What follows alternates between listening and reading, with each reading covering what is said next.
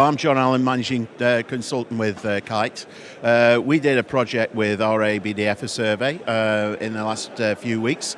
We've been looking at actually young people and their skill sets, and particularly managing people.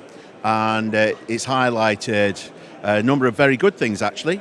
We got a survey result with over 70 participants, and actually all of them, out of that, then 90% of them between 20 and 35 are actively managing people and staff in their businesses. So the idea that, people are not handing over their businesses to their children is wrong. And actually that's great news and very positive about the young people we've got coming through into the industry.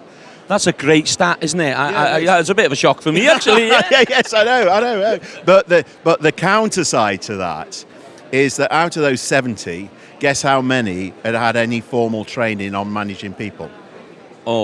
Oh, that's a good question. 20, 25? 3. You're joking. No. 90% had training on technical skills, mastitis courses, lameness courses, and all of that, but only 3 out of the 70 had any formal people's training.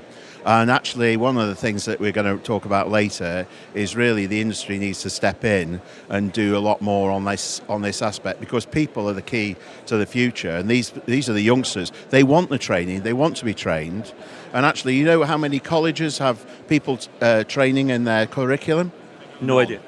Oh, that's bad, isn't it? No universities, none of the college courses actually incorporate people training into their curriculum. So I think that's one of the big take-home messages, really. And we're also working with a lot of businesses in the industry, like I named some of them: Asda, Co-op, Muller, Arla, etc. And they are putting money behind training youngsters with the next generation, and we're putting integrating people training into those skills programs. But that's only part of what needs to be done. There's more that can be done. And today, that's what you'll be addressing. This is what you'll be talking about, looking for the future generations to be able to manage people. Well, yeah, because the problem is, and we all know with Brexit, that retaining people we have to be a competitive industry. If we want to be a competitive industry, we're going to have to still retain and fight for the people to stay in agriculture. And so acquiring those people management skills is critical to competitiveness of UK dairy. Do you think there's a bit of a brain drain within the agricultural industry, John? No.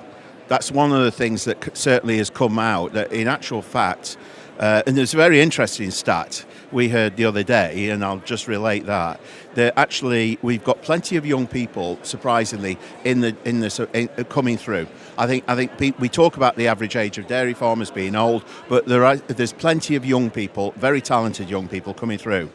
One of the problems we do have, and this is amazing, is that because of the way we report earnings in agriculture, they're reported as being quite low.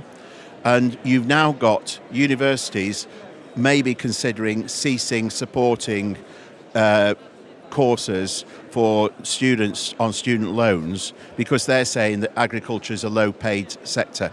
And actually, if you look at the pay on a lot of our clients' farms, it's actually better than we always report, because they're often provided with housing and other benefits. When you put that into people's packages, we often go above £30,000 a year, even for general farm workers. So I think actually misreporting is dangerous for our industry, because we're being perceived as being a low-paid industry. Yeah, that's very misleading and a very good point. Yeah. So we need to address that as well and get the message out there that it's not a poor job, it's well paid, and especially if they are getting accommodation within it. Exactly.